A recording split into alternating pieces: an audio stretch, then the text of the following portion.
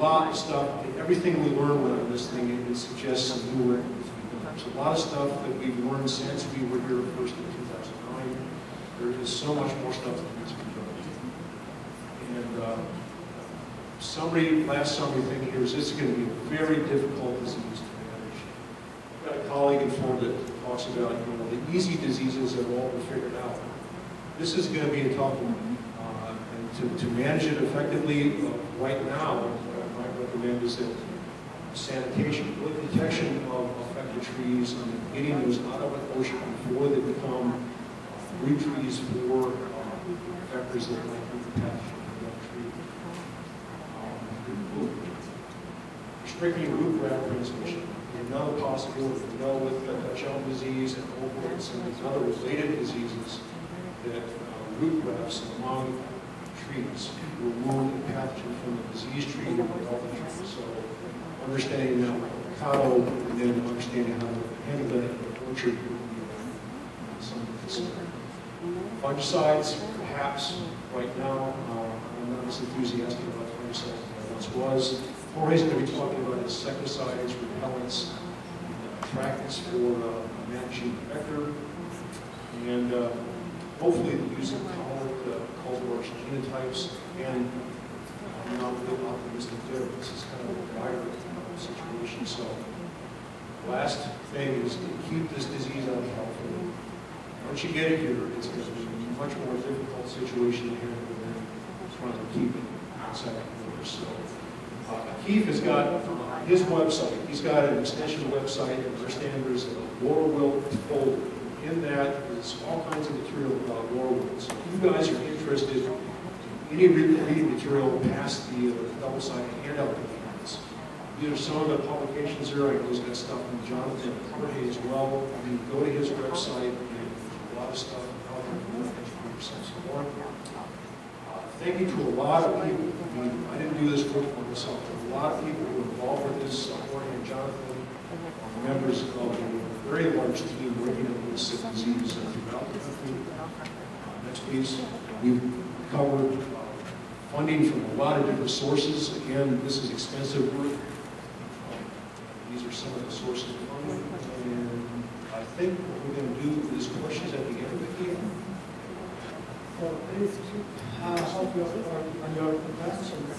We will have 15-minute discussion, so we will answer all questions.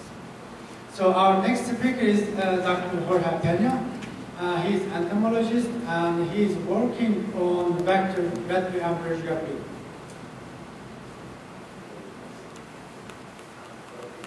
Thank you so much.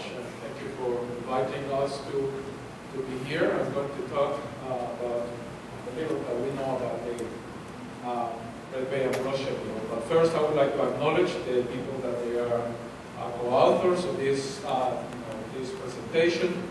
Basically, they're the ones which have done most of the work. This is a cooperative work with different institutions, University of Florida, USDA, and other things.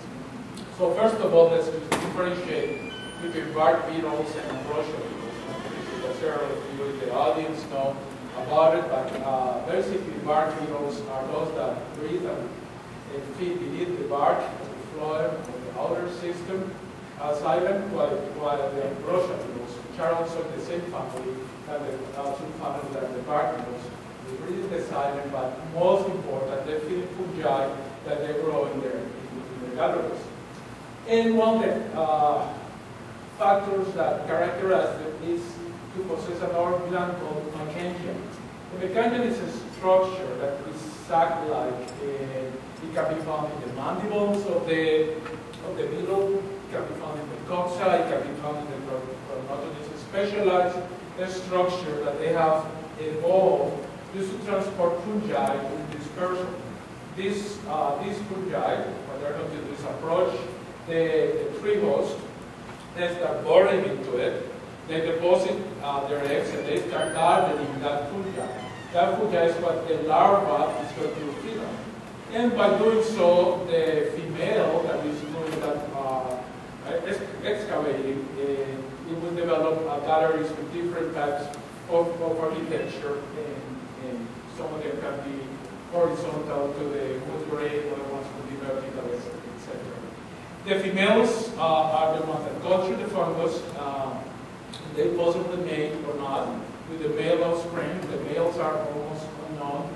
Regularly, there is an avoidance of competition between one brood and another. The female daughters that come from that progeny of these females regularly mate with the siblings or disperse. The mother can mate with theirs, some sort of incestuous relationships.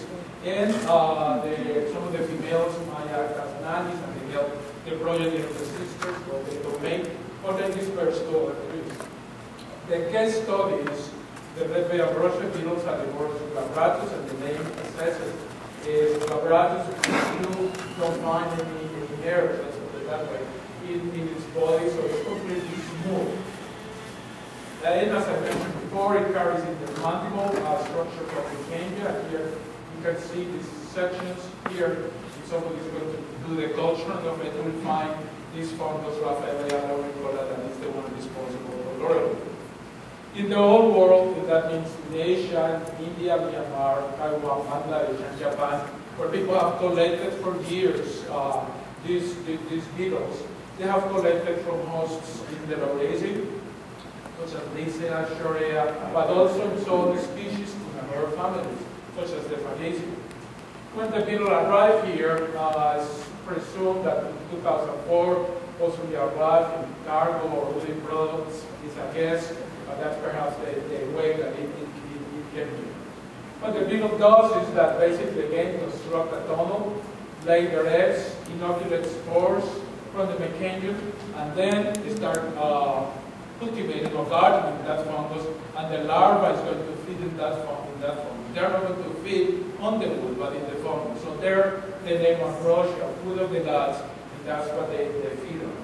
And this is the architecture of the insect leaves behind. The female will enter to this part and start constructing what we call fan galleries in connecting with others, and we leave to another entrance or to an exit point. And if you have a very heavily infested tree, what you will see are these strands, that is the sawdust that the female is pushing when she's excavating each tunnel. And we call it also toothpicks, because to me that's how they look like. What people call it cigarette bugs, but whatever they are, this is one of the symptoms when the population of the beetles is really high in those trees. Just to summarize, then the beetle perceives the tree, that is the host tree, by some type of volatile or attraction to it. It starts boring into it, transmits the disease. You start seeing some wilting in the ground or in other parts of the tree, and that will change within days to a complete death of the tree. Beetles from the same species or other species will start invading the tree, and then you start seeing all those strands that I mentioned, and then proceed to move into other areas and continue to. So we have done a little bit of work in different areas. I'm going to talk about the biology, the seasonality of the beetle, the cause, specifically the Laurel, what we have done with attractants and repellents, chemical control, and the first steps on control of natural enemies. So this is the biology at 26 degrees centigrade. The eggs last from 7 to 9 days, depending sometimes on the host. We have done the biology in avocado, red bay, and swan bay. The larva, a maximum of 10 days. And the pupa, the stage will last a maximum of 7 days. And then they will change into a general adult. But basically, this is what you will see: the egg, 3 larval instars, then the pupa and the adult. So regularly from 26 to 30 days, you have a complete cycle or one generation. However, what we are measuring beetle emergence regularly happens 60 days after the first egg deposition, and that's related to the humidity that is inside of the log, competition, presence of other beetles, etc. That's what the study that we are carrying right now. We wanted to know at what time of the day we found the beetle, and as you still remind, study the beetle flight from 7 a.m. to 7 p.m. and through the night. Basically, what he found out is that close to the south